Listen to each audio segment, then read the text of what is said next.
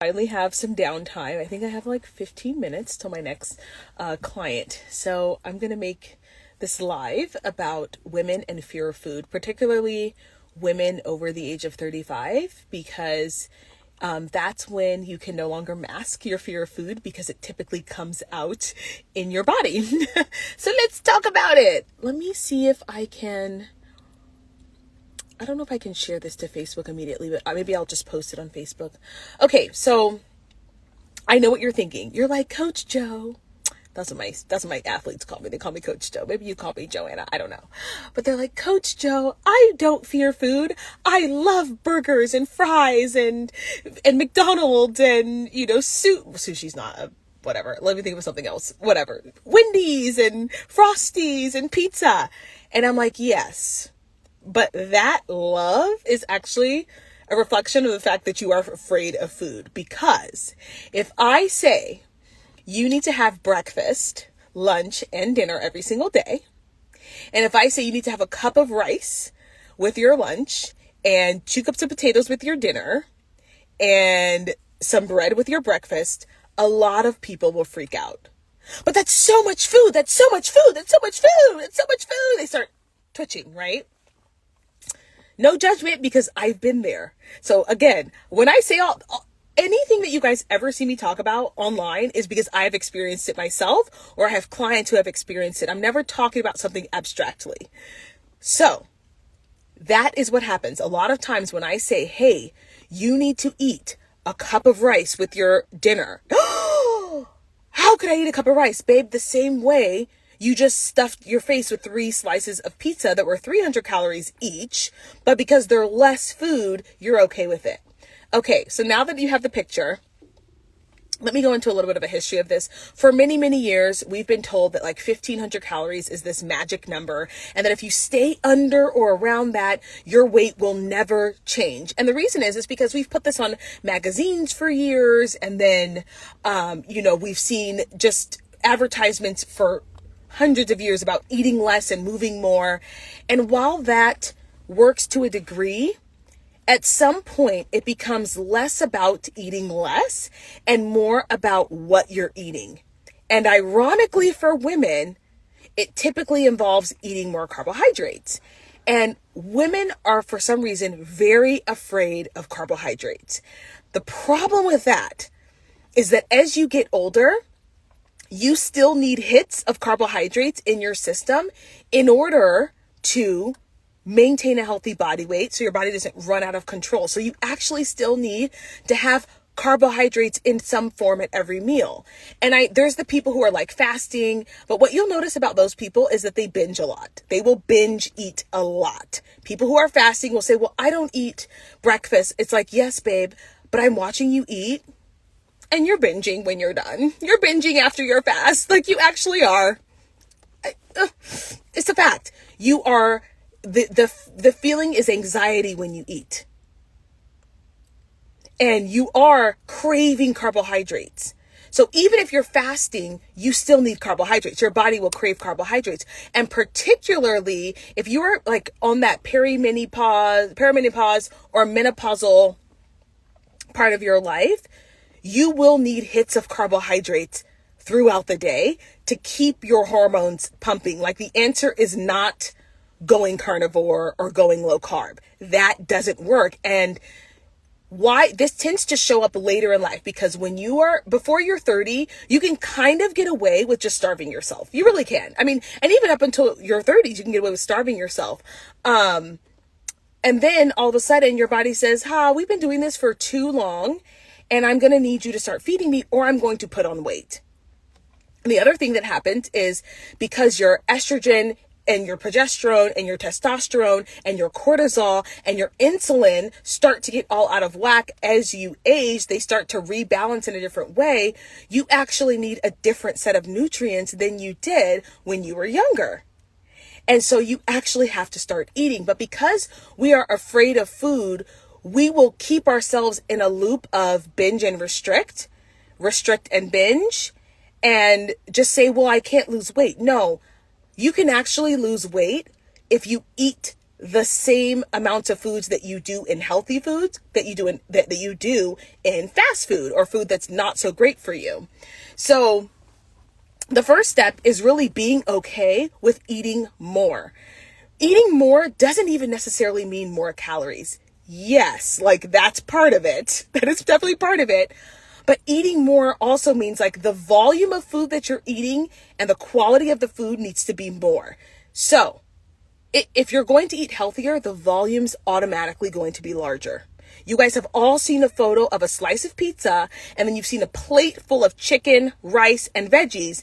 And the plate with chicken, rice, and veggies looks visually like more food. But because we have this thing in our brain, I gotta turn my AC on. It is literally, I'm cooking. I'm cooking. Because, what was I saying? But because we have this thing in our brain about not eating enough food, we will look at that plate and go, that's too much food. And then wonder why we want to binge on the weekends. Well, because if you would have just eaten a nutrient-dense plate for all 3 of your meals and even more some snacks, then you wouldn't even feel the need to binge on the weekends. And particularly if you're over the age of 35, you would be seeing less variations in your insulin and your blood sugar. Your cortisol levels will be more balanced because you're eating a balanced meal. Yes. If you have cortisol issues, it's likely because you are not eating enough either. So you can do both, right? You can both be living in a stressed body, and where your internal system is stressed, not just your, like, not physically, like not because you're working out so much, but your mind is stressed, your heart is stressed, your countenance is stressed. That's a different kind of stress.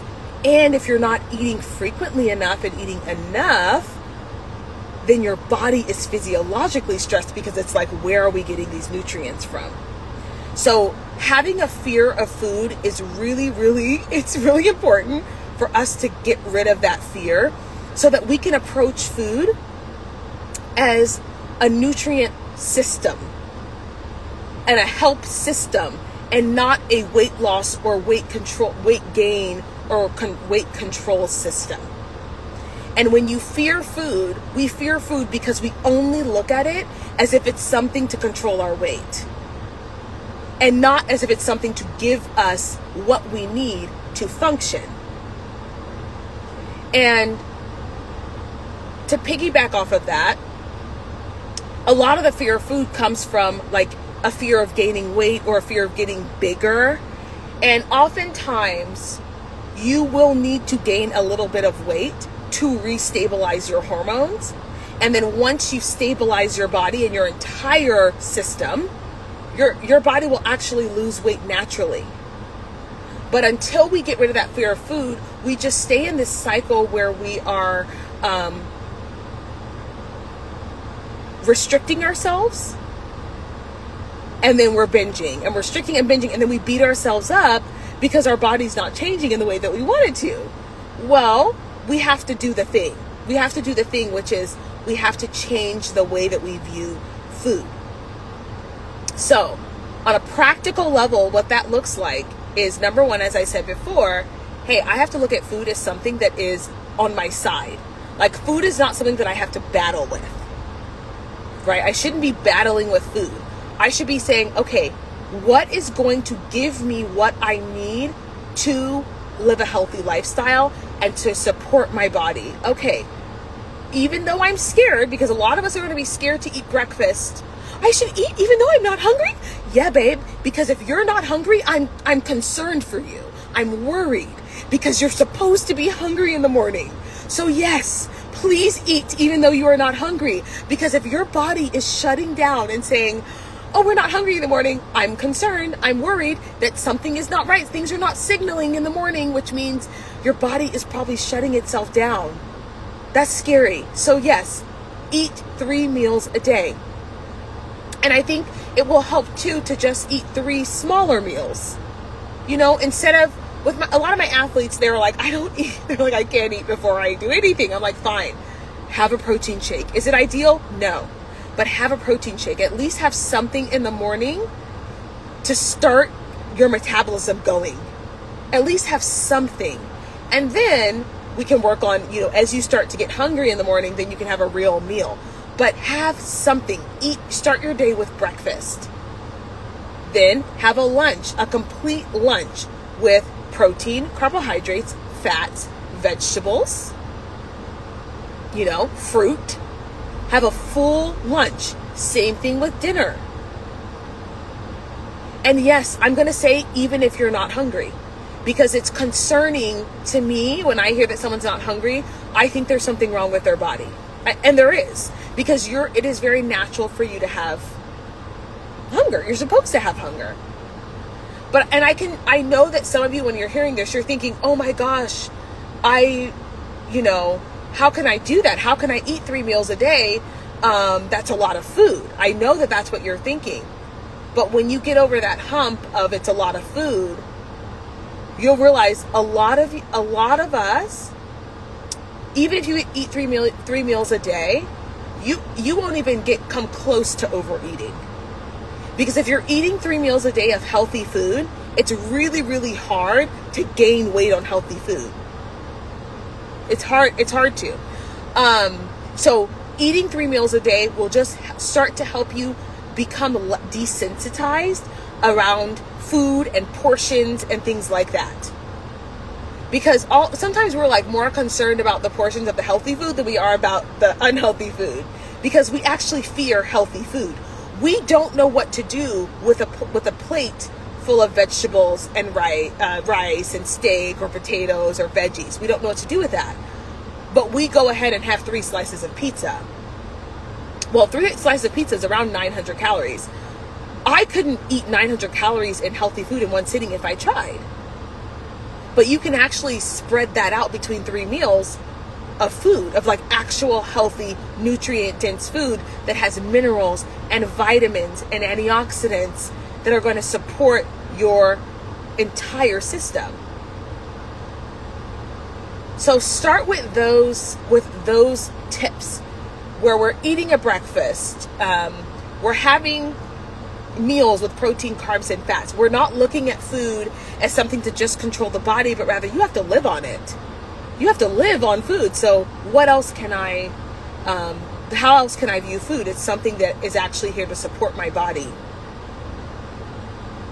And I'll say this is the last thing, and I've talked about this before, but we've been taught to distrust our bodies, and therefore we've been taught to distrust food. We've been taught that 1 calorie over is going to destroy our body, but your body doesn't really decipher between 75 and 50 calories. It doesn't, even 100, it doesn't really care. That's not a big deal. What the big deal is long term, how are you fueling your body?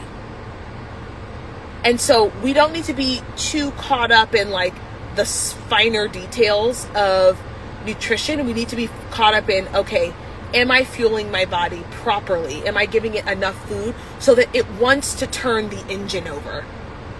Because weight loss is like a car. And if I don't have any fuel, if I don't have enough gas in my body, and if I don't have enough oil or transmission fluid, which is that represents all different kinds of nutrients, my car's not turning over when I try and get it to lose weight.